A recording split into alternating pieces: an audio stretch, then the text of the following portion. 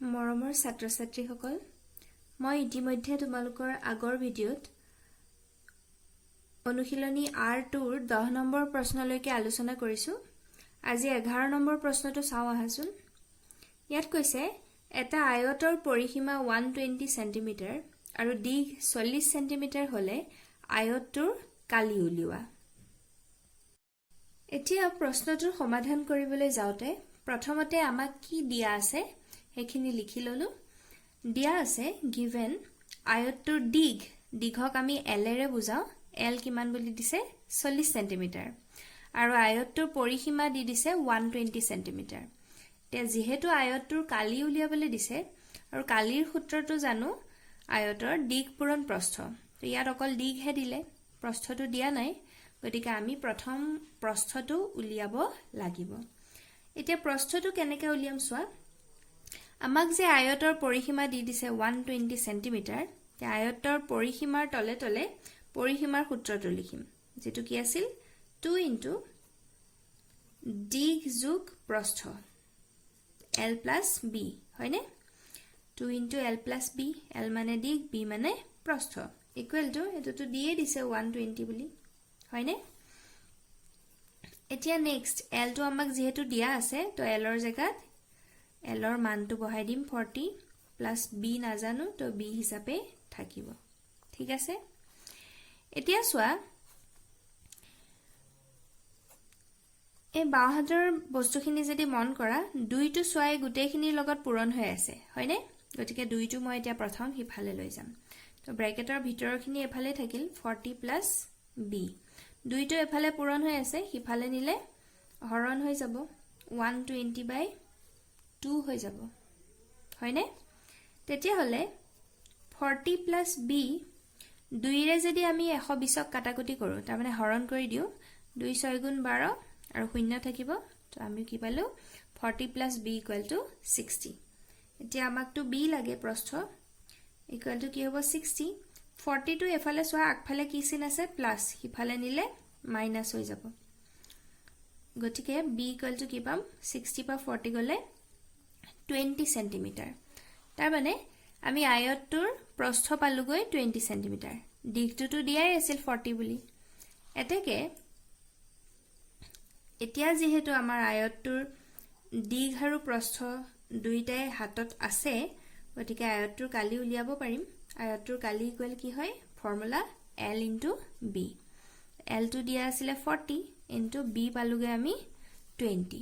তো একেটা যদি পূৰণ কৰি দিও, 4 × 2 = 8 আৰু দুটা 0 লাগি যাব। আৰু কালি থাকাৰ লগে লগে সদায় বৰ্গ সেন্টিমিটাৰ হয়, বৰ্গটো আহি যায়। ইয়াত সেন্টিমিটাৰ আছে কাৰণে বৰ্গ সেন্টিমিটাৰ, সেন্টিমিটাৰ স্কয়াৰ।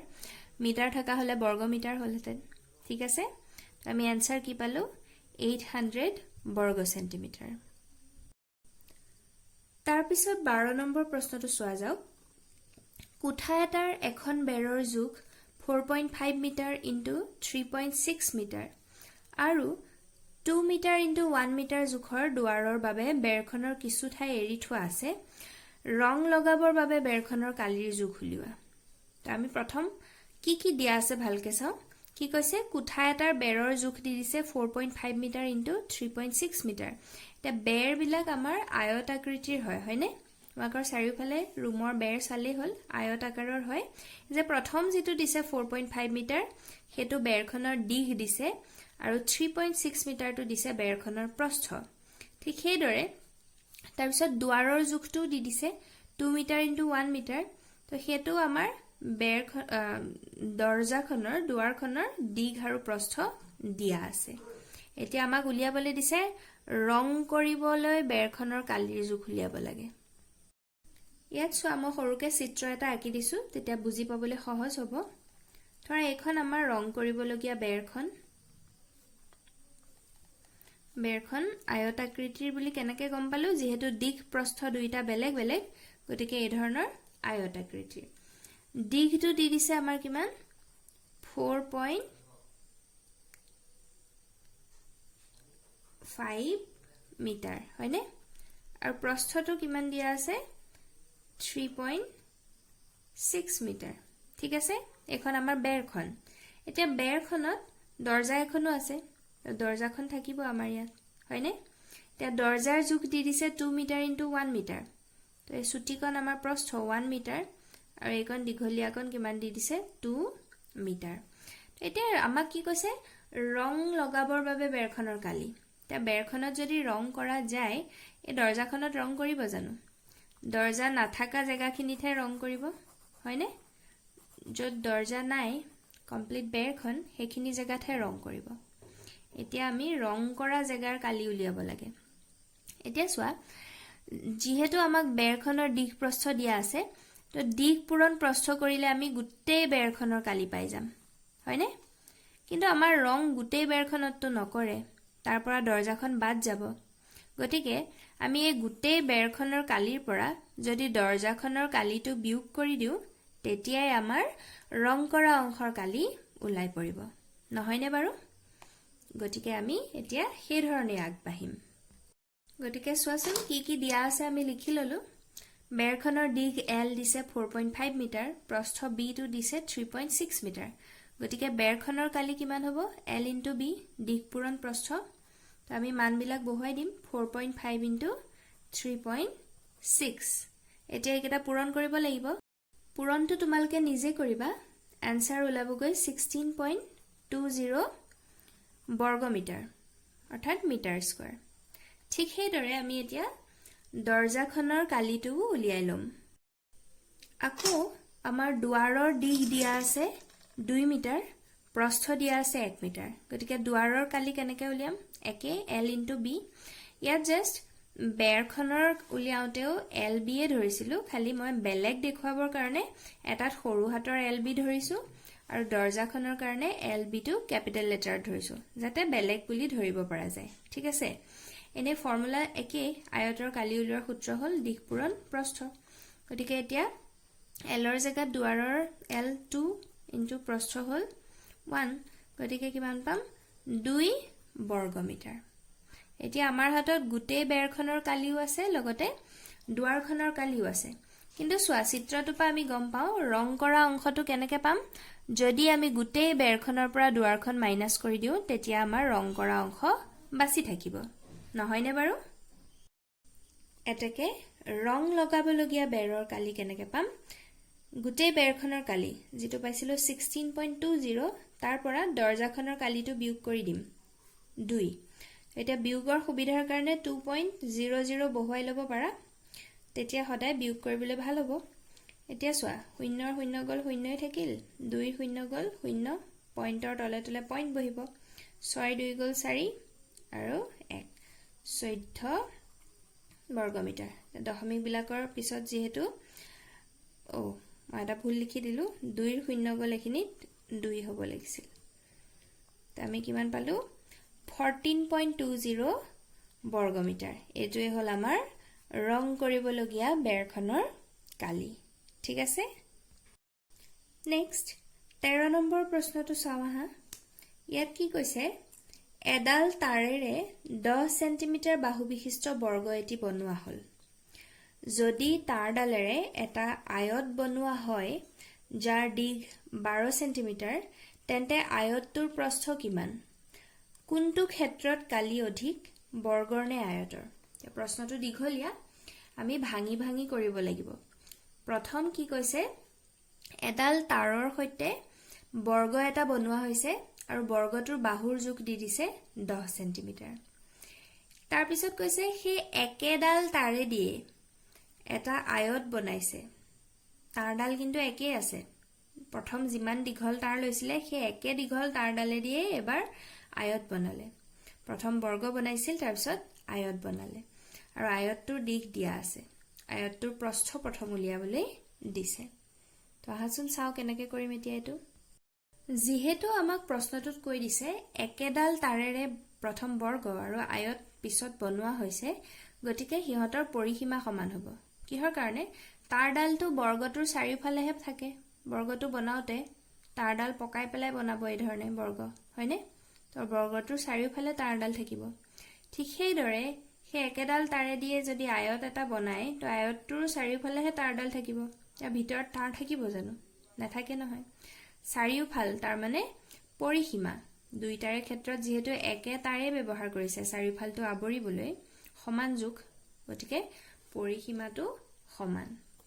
প্ৰথম আমি চাওঁ এটাকে বৰ্গৰ পৰিসীমা কিমান হ'ব এতিয়া বৰ্গৰ পৰিসীমা কেনেকৈ উলিয়াও 4 into L য'ত L মানে আছিলে এটা বাহুৰ দৈৰ্ঘ্য তেতিয়া 4 into এতিয়া বৰ্গৰ বাহুৰ দৈৰ্ঘ্যটো দি দিছে 10 সেন্টিমিটাৰ গতিকে এটো কৰিলে কিমান পাম পৰিসীমা 40 সেন্টিমিটাৰ তো এতিয়া যেহেতু বৰ্গ আৰু আয়তৰ পৰিসীমা সমান হ'ব এটাকে আমি আয়তৰ পৰিসীমাও কিমান পাম 40 সেন্টিমিটাৰে হ'ব নহয়নে বাৰু এতিয়া আয়তৰ পৰিসীমাৰ তলে তলে আয়তৰ পৰিসীমা উলিওৱা সূত্ৰটো ব্যৱহাৰ কৰিম 2 into L plus B মই দুইটা বেলেগ দেখাবৰ কাৰণে এটা স্মল l এটা ক্যাপিটেল L ব্যৱহাৰ কৰিছো আয়তৰ দৈৰ্ঘ্যটো ক্যাপিটেল L ৰে বুজাইছো ঠিক আছে আৰু B মানে হল প্ৰস্থ 2 পূৰণ দিশ যোগ প্ৰস্থ ইকুৱেল টু কিমান পাই আছো আমি 40 এতিয়া 2 into সো প্ৰশ্নটোত আয়তটোৰ দিশ দি দিছে নহয় 12 সেন্টিমিটাৰ গতিকে আমি দীঘৰ জায়গাত এলৰ জায়গাত 12 বহুম বি নাজানো ইকুৱেল টু 40 এতিয়া দুইটো এফালে পূৰণ হৈ আছে কিফালে নিলে কি হ'ব হৰণ এফালে 12 প্লাস বি থাকিব দুইটো যদি কিফালে হৰণ হৈ যায় 40ক 2 ৰে হৰণ কৰিলে কিমান হ'ব 20 মই ডাইৰেক্ট কৰিছো এবাৰ কিন্তু দেই ইয়াৰ পৰা b ইকুৱেল টু কিমান পাম 20 এফালে 12 ৰ আগত একো নাই মানে প্লাস আছে হিফালে নিলে কি হৈ যাব মাইনাস তো ইয়াৰ পৰা আয়তটোৰ প্ৰস্থ কিমান পাম গৈ 20 পৰা 12 গুছি গলে আমাৰ কি থাকিব 8 থাকিব 8 সেন্টিমিটাৰ হল আয়তটোৰ প্ৰস্থ প্ৰথম উত্তৰটো আমাৰ এখিনিতে হৈ গল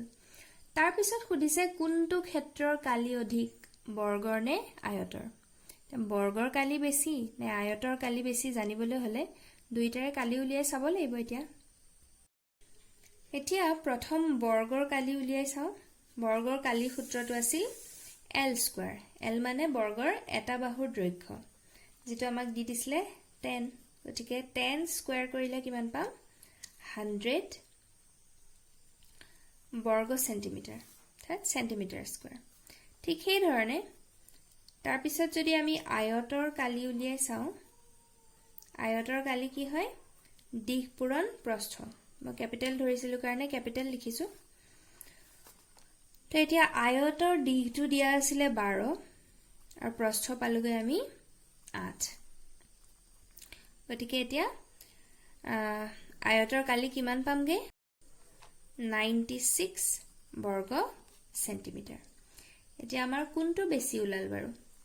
বৰ্গৰ কালি বেছি উলাইছে হয়নে আমি লিখিম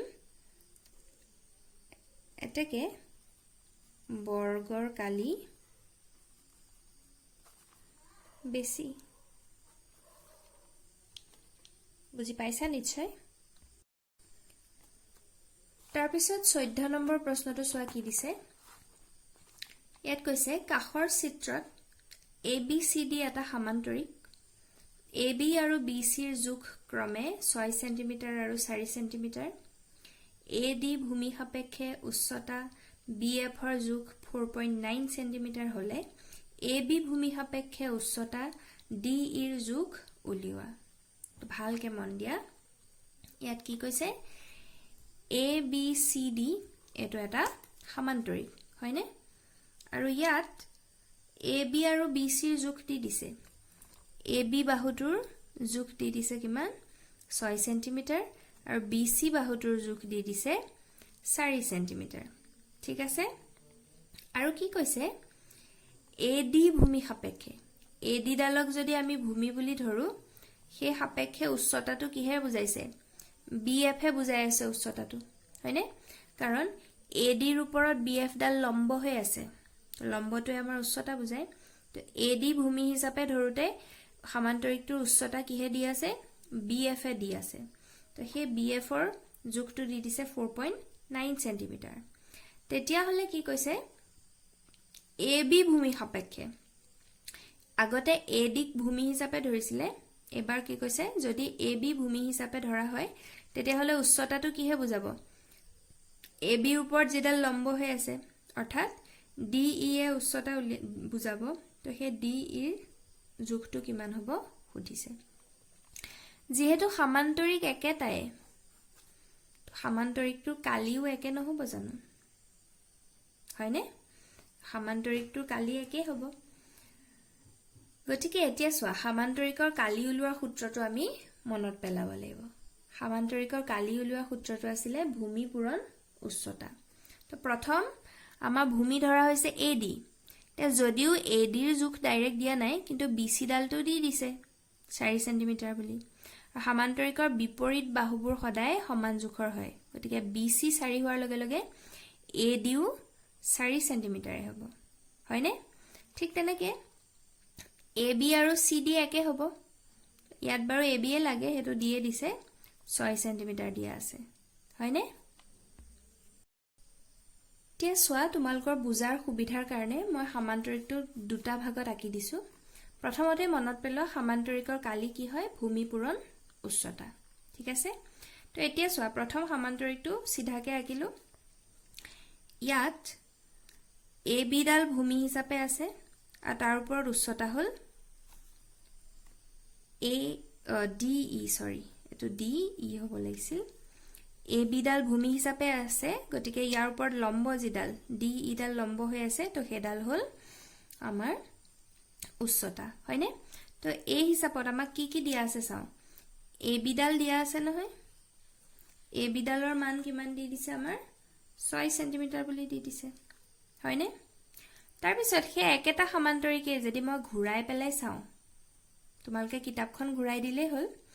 ঘুৰাই চালে এবাৰ কি হৈ আছে AD ডাল ভূমি হিচাপে আছে সোয়া আৰু ইয়াৰ ওপৰত যিডাল লম্ব হে BF ডাল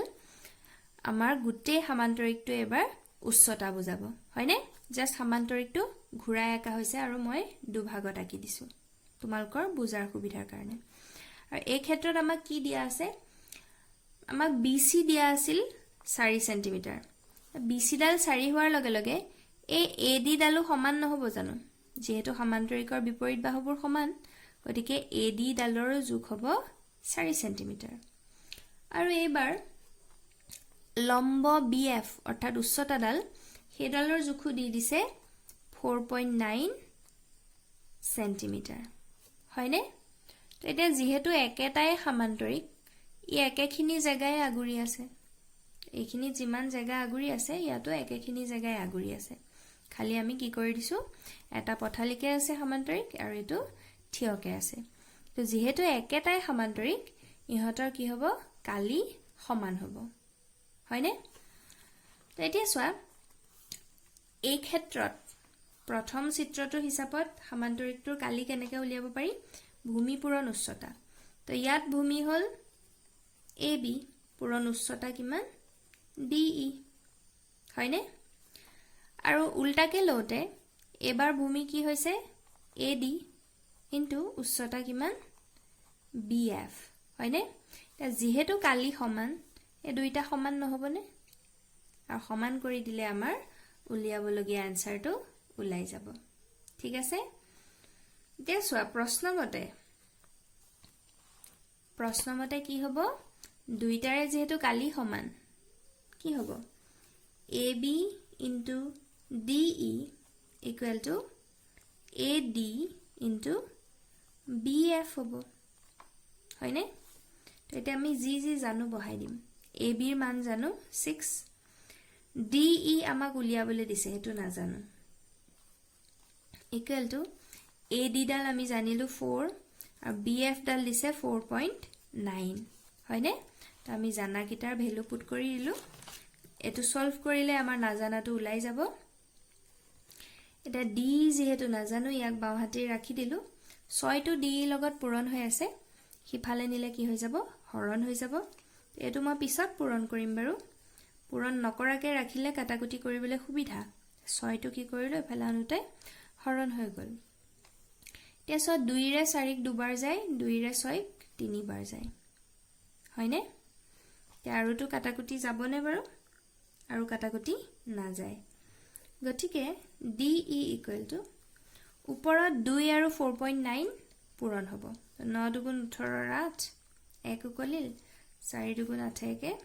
9 98 হয় আৰু এটাৰ আগত দশমিক আছে কাৰণে 9.8 বাই 3 এতিয়া এটো 3 ৰে 9.8 ক হৰণ কৰি দিলে D এৰ যোগ পাই যাম 3 ৰে কৰিলে কিমান হ'ব 3 3 গুণ 9 দশমিক বহিব 8 ক 3 দুগুণ 6 2 থাকিল 20 হল 3 6 গুণ 18 এই ধৰণে 3.266 উলাই গৈ থাকিব বা ইয়াকে আমি লিখি দিব পাৰো 3.2 যেহেতু 66 উলাই যাব আৰু 6 টো পাছতকে ডাঙৰ হলে আমি এক এটা যোগ দি ৰাউন্ড অফ কৰি 3.27 সেন্টিমিটাৰ বুলি লিখিব পাৰো গতিকে আমাক DE উলিয়াবলৈ দিছিল যেটো পালগৈ 3.27 সেন্টিমিটাৰ বুজি পাইছানে বাৰু তাৰ পিছত 15 নম্বৰ প্ৰশ্নটোত কৈছে ত্ৰিভুজ ABC ৰ কালি 30 বৰ্গ সেন্টিমিটাৰ আৰু BC ভূমি সাপেক্ষে উচ্চতা AD ৰ যোগ কিমান দিছে আমাৰ 10 সেন্টিমিটাৰ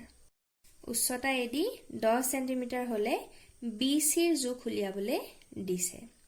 এটা এই ক্ষেত্ৰটো চিত্ৰটো আঁকি ললে তোমালকৰ বুজিবলৈ বেছি সুবিধা হ'ব সোয়া ABC ত্ৰিভুজটো আঁকি ললো এই ধৰণে এটা কি কৈছিলে BC ভূমি সাপেক্ষে AD ডাল উচ্চতা বুলি কৈছিলে তো আমি BC ৰ ওপৰত AD লম্ব আঁকি ললো এতিয়া ত্ৰিভুজটোৰ কালি দিয়া আছে হয়নে তো কি দিয়া আছে আমি লিখিলো দিয়া আছে given ত্ৰিভুজটোৰ কালি কিমান দিছে 30 বৰ্গ সেন্টিমিটাৰ হয় এতিয়া আমি ত্ৰিভুজৰ কালিৰ ফৰ্মুলাটো ব্যৱহাৰ কৰিম ত্ৰিভুজৰ কালিৰ ফৰ্মুলাটো কি আছিল হাফ ইনটু মই আখৰেৰে লিখি দিছো এবাৰ ভূমি পূৰণ উচ্চতা হয়নে এই ফৰ্মুলাটো ত্ৰিভুজৰ কালি উলিয়াই এটো আমাক কিমান দি দিছে 30 বুলি দি দিছে এতিয়া হাফ ইনটু ভূমি এই ত্ৰিভুজৰ ক্ষেত্ৰত ভূমিডাল হল BC আৰু উচ্চতাটো হল AD ইকুৱেল টু 30 হয়নে এতিয়া হাফ ইনটু BC টো আমাক উলিয়াবলৈ দিছে আমি নাজানো তো BC বুলিয়ে ৰাখিলো কিন্তু AD টো আমাক দি দিছে 10 তো আমি AD ৰ জায়গাত 10 বহাই দিলো ইকুৱেল টু 30 তো 2 ৰে আমাৰ 10 কাটাকুটি গৈ আছে 2 5 গুণ 10 তেতিয়া হলে সোয়া BC কিমান হ'ব 5 টো এফালে BC ৰ লগত পূৰণ হৈ আছে হিফালে নিলে কি হ'ব হৰণ হৈ যাব 30 বাই 5 হৈ যাব তো ইয়াৰ পৰা আমি BC ৰ যোগ কিমান পালো 5 6 গুণ 30 গতিকে 6 সেন্টিমিটাৰ আৰু এটো হল আমাৰ এনসাৰ